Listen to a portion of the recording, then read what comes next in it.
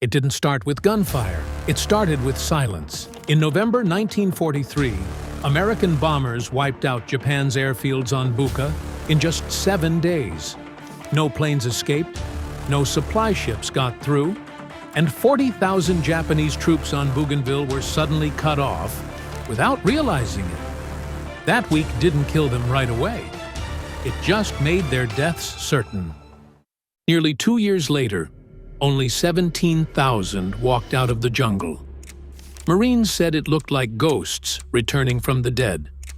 Subscribe to No Man's Land for more war stories history tried to erase. Bougainville was never meant to hold an army.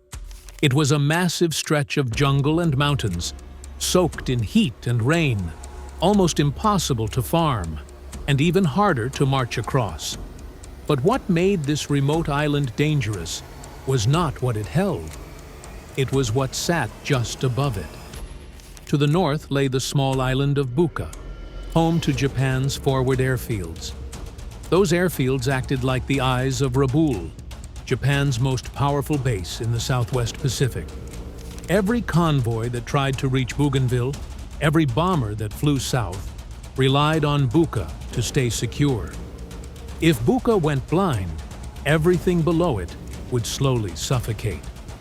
By early 1943, Japan believed Bougainville was strong enough to hold. General Harukichi Hyakutake commanded nearly 40,000 soldiers across the island. They built bunkers, tunnel systems, artillery emplacements, and jungle positions that they believed could stop any American invasion. Many of the troops were experienced, taken from campaigns in China and Southeast Asia. They prepared for ground assaults, close combat, and long jungle warfare. They expected Marines to land, attack across ridges, and push deeper into the island over months of fighting. But the Americans never planned to conquer the entire island. They did not plan to sweep north and south with tanks or mass infantry. They chose Cape Torokina, a small coastal area far from Japan's strongest positions. Not because it was strategic for combat, but because it was flat enough to build airfields. America understood a brutal truth. They didn't need to fight 40,000 men if they could cut off what kept those men alive. Bougainville would not be beaten in the jungle. It would be defeated from the sky. Island hopping was never designed to take every island. It was designed to kill them without touching them. In mid-1943, Admiral Chester Nimitz and General Douglas MacArthur agreed on a strategy that looked simple on a map, but was ruthlessly effective in practice. They would bypass strongholds, capture only positions that mattered, and let everything behind those positions wither away. It was not about conquering land. It was about cutting lifelines. On paper, Bougainville looked like a target that required a massive battle to win. Tens of thousands of Japanese troops, well-fortified positions, experienced commanders, rugged terrain. Traditional doctrine said it would take months of jungle combat and heavy casualties to capture. But the Americans looked past the island. They looked at Buka. They knew that if they controlled the skies above Bougainville, the island would turn from fortress to prison. That is why Cape Torokina was chosen. It wasn't close to major Japanese forces. It wasn't near critical supply centers. It had almost no value in ground warfare. But it had something far more important. It was flat. A wide enough space to carve out multiple airstrips. Airstrips that could directly threaten Buka, and later even strike Rabaul itself. Japan expected an island-wide invasion. What they got instead was an airfield construction zone with guns around it. General Hyakutake believed the Americans had landed to fight across the entire island. He ordered troops to prepare counteroffensives deep in the jungle. But while his units moved to attack, U.S. engineers cut into the earth and laid steel matting for runways. Hyakutake was preparing for the battle he wanted. The Americans were preparing for the battle that would end his ability to fight at all. This is where the countdown began. 7 days that would not attack his soldiers, but would remove every way to keep them alive. Dawn, November 1st, 1943. The sea off Cape Torokina looked quiet until the horizon lit up. American cruisers and destroyers opened fire, sending shells crashing into the shore. Waves of landing craft surged forward through smoke and salt spray, carrying the 14,000 Marines of the 3rd Marine Division. But unlike other Pacific invasions, this landing had a different goal. They weren't here to take the whole island. They weren't here to chase the enemy across jungles and mountains. Their objective was limited: secure a small slice of coastline wide enough to build airfields. Barely 2,000 Japanese defenders guarded the area. Most were unprepared, caught off guard by the speed and precision of the assault. The bombardment stunned their positions, and by the time defensive fire began, Marines were already pushing inland. For 3 days, intense skirmishes broke out in the jungle underbrush. The Americans moved methodically, carving out a defensive pocket roughly 15 square kilometers in size. Casualties were low, around 78 Marines killed and 200 wounded. Japanese losses were far higher, nearly 500 killed in failed counterattacks. General Hyakutake watched from farther inland. From his perspective, it looked like the beginning of a full-scale island invasion. He assumed the Marines would push north toward Buka, south toward Bougainville, and eventually try to crush every Japanese position. He began preparing 40,000 men for offensive operations to drive the Americans back into the sea. But while Hyakutake mobilized for jungle warfare, the real fight had already shifted above the trees. Behind the perimeter, bulldozers worked around the clock, digging and leveling the ground for runways. Engineers laid down steel mats. Supplies arrived constantly. Marine patrols weren't expanding territory. They were guarding construction crews. What looked like a beachhead was actually a launch pad. The defenders believed they were holding off an invasion. In reality, they were watching the Americans build the weapon that would destroy their lifeline. The Marines had landed on Bougainville, but the true battle would take place in the sky above Buka. The clock was already ticking. From November 1st to November 11th, 1943, the skies above Buka turned into a killing field. The first aircraft to appear were P-38 Lightning twin-engine fighters. They did not attack ground troops. They waited for Japanese planes to lift off. As soon as enemy fighters gained just a few meters of altitude, the P-38s swarmed them. Most were shot down before they even raised their landing gear. Those that made it airborne were often damaged so badly they had to crash land off the strip. Then, American medium and heavy bombers arrived. B-25 Mitchells and B-24 Liberators.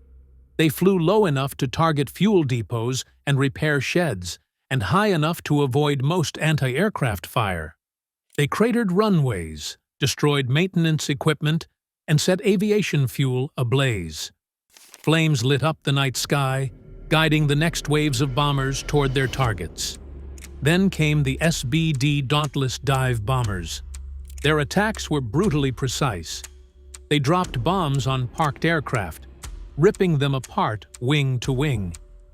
The blast waves shredded nearby structures, tearing open bunkers that crews had believed were safe.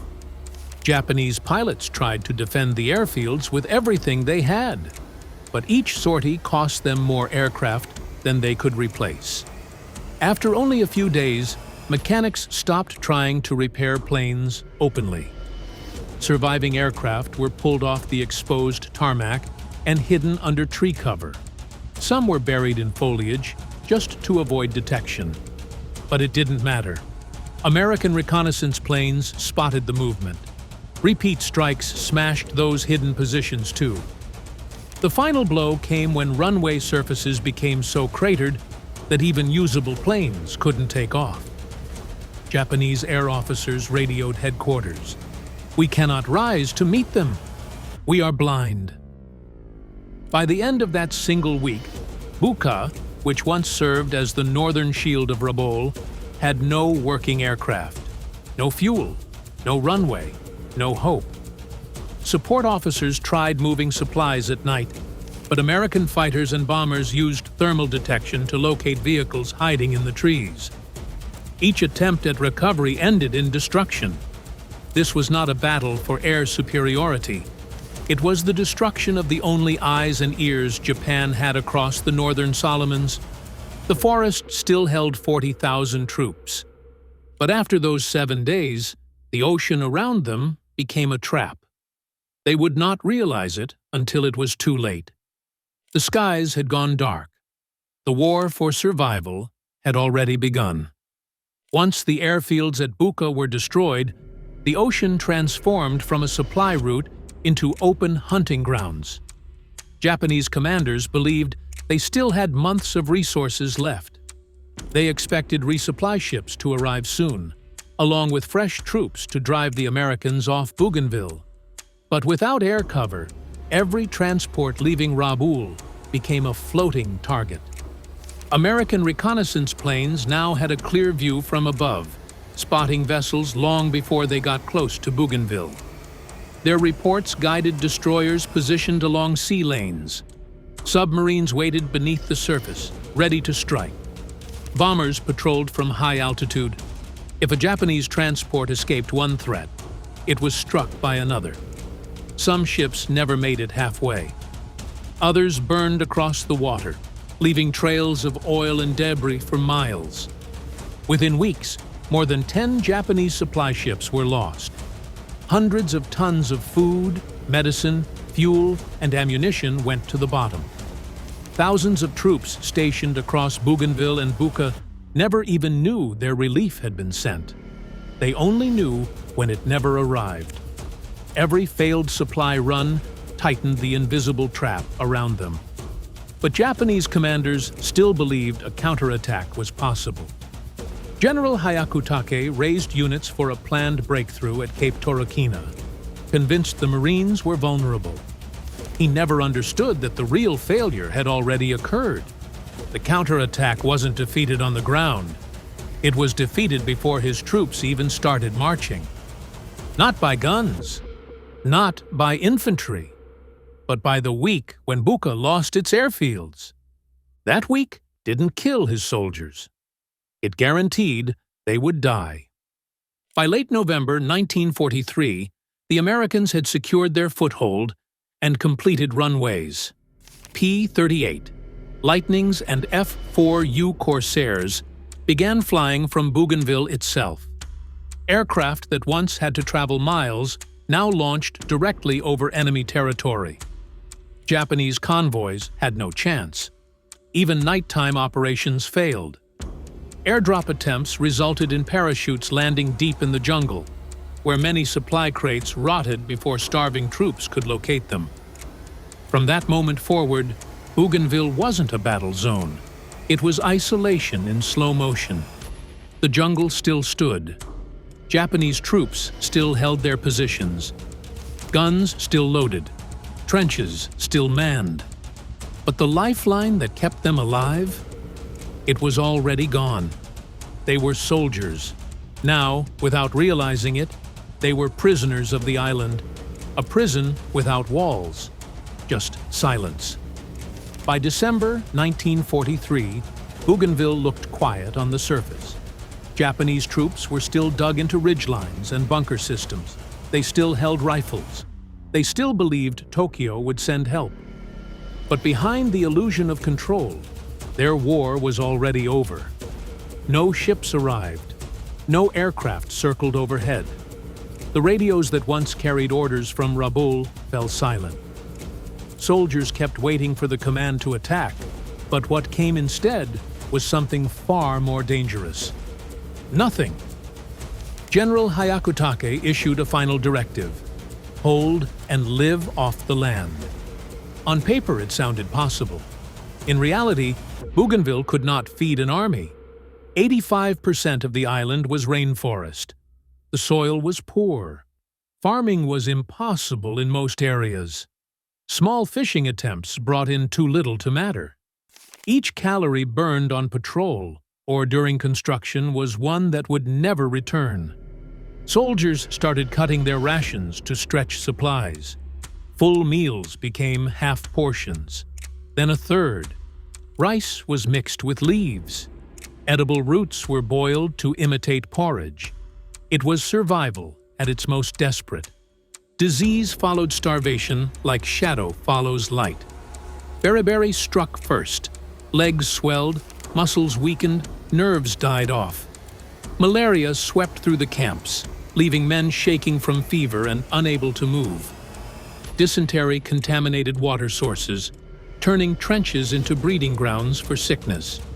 Even the smallest cut would rot into an open wound, because their immune systems no longer had the strength to fight infection. Doctors wrote reports no one ever read.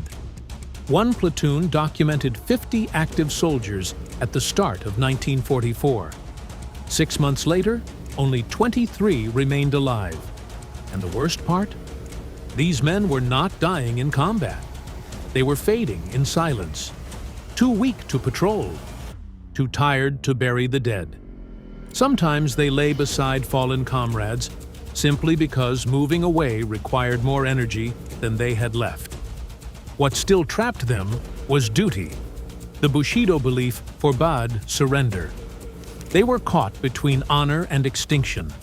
Men who would leap into battle without fear now spent days debating whether to eat tree bark or risk poisoning from wild plants. Some officers tried to maintain discipline with nightly roll calls, but as more voices went unanswered, roll calls simply stopped. By mid-1944, Bougainville was no longer a battlefield. It was a slow-motion disappearance of an army. No gunfire, no explosions, just breathing. Then, silence. As starvation deepened, desperation replaced strategy. Men who once charged machine guns now chased rats through the underbrush. Soldiers dug with bare hands for roots, peeled tree bark for rough fiber, and chewed insects for any trace of protein. Some tried roasting lizards over small fires made from damp wood. Others boiled weeds, hoping it might stretch into something that resembled soup. There were stories of men eating leather straps from their packs after softening them in water. It did not stop the hunger. It only delayed collapse. Attempts to escape were even more tragic. A few tried swimming to nearby islands using driftwood or fuel drums as flotation. Most drowned or were swept away by currents. Others built small rafts from bamboo and scraps of wood, pushing off under moonlight. Some were never seen again. A handful washed up weeks later on different islands, exhausted, delirious, and in most cases already dying from malnutrition. Night raids on American supply areas were attempted, but starving men cannot move silently. Their bodies shook from weakness. Their feet dragged through the jungle floor, alerting patrols long before they got close. Many were shot or captured. The ones who survived often returned empty-handed, their effort costing more energy than food could replace. Fishing parties were organized along small riverbanks. Nets made from vines and scraps were cast into shallow streams. Catches were few and scattered. For each fish pulled from the water, 20 men stood behind waiting for a share. It was never enough. By late 1944, entire camps stopped writing formal reports. Officers no longer marked daily numbers. They marked how many were still able to stand. The rest were simply lying in shelter. Many slept next to those who had died, because moving the bodies meant burning precious strength. Some remained next to their fallen friends out of loyalty. Some because they could not crawl even a meter. On maps, Bougainville looked wide and open, but to these men, barely able to lift their heads, it felt smaller every day, as if the jungle were closing in. The rain never stopped. The insects never slept. Each night, the sounds of nature drowned out another fading heartbeat. They were still considered combatants on paper, but in truth, the battle had ended. Now it was only a struggle against time, and time was winning. By early 1945, the war outside Bougainville was nearing its end. But on the island, the soldiers were trapped in a time loop of agony. Months passed without a single successful resupply. Japan had already shifted focus to mainland defense. Bougainville wasn't just abandoned, it was erased from operational planning. Most soldiers didn't know that. They still believed a relief fleet would appear on the horizon. They still carried rifles, but their rifles weighed more than their bodies could support. By the spring of 1945, 40,000 soldiers had become fewer than 20,000. Death was no longer counted daily, it was counted hourly. Between 50 and 100 men died every 24 hours. Not in battle, not from bullets, but because their hearts no longer had the strength to pump blood, because lungs struggled to inhale, because brains were too deprived of nutrients to stay awake. Some stopped talking entirely, refusing to waste energy on speech. There were no more patrols, no more organized defenses. A few still attempted forest raids during night hours, driven by pride more than logic. But even those who succeeded often collapsed on the return trip. Some found American ration crates, but their bodies had forgotten how to process real food. Shock from sudden nourishment triggered organ failure. More than one man died holding a spoon. American forces observed the area, but did not push for a final assault. They understood what was happening. There was no need for it. The jungle and hunger were doing what artillery never needed to do. Island hopping did not tighten the noose. It simply cut the artery and walked away. And then, August 15, 1945, Emperor Hirohito announced Japan's unconditional surrender. The message traveled by American radio transmission that drifted through the trees. At first, soldiers refused to believe it. Some thought it was a trick. Others argued that fighting must continue. It took General Harukichi Hyakutake speaking through the last active radio units to confirm the truth. Japan had surrendered. Their battle had ended years earlier, only the dying took longer. Many men cried, not because they lost the war, but because they realized it could have ended before their brothers starved beneath the canopy. The silence that began in November 1943 had finally spoken. The war was over, but for Bougainville's survivors, peace arrived too late. On September 8, 1945, the survivors finally stepped out of the jungle. They did not march out like soldiers. They drifted forward like shadows. Out of the original 40,000 men stationed on Bougainville in 1943, only 17,000 remained alive. Many could barely walk. Some leaned on branches carved as makeshift canes. Others were carried by those who still had enough strength left to share. Their uniforms hung from their bodies like wet rags.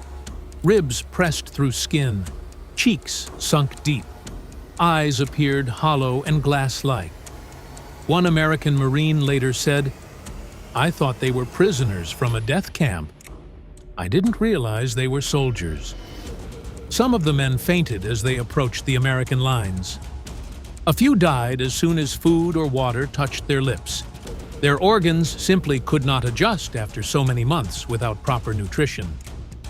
Medical teams responded immediately with water, glucose, broth, and controlled portions of food. Some recovered over months of care. Others lived the rest of their lives with permanent damage to their stomachs, lungs, and immune systems. Many never spoke of their time on Bougainville again. For most, The worst memories were not combat moments, but the slow fading of men around them. Day after day, watching a comrade grow weaker until he simply did not wake up. Historians later described Bougainville not as a battle, but as a sentence, a strategic choke that did not require storming the island. America didn't break the defenders by attacking them head-on.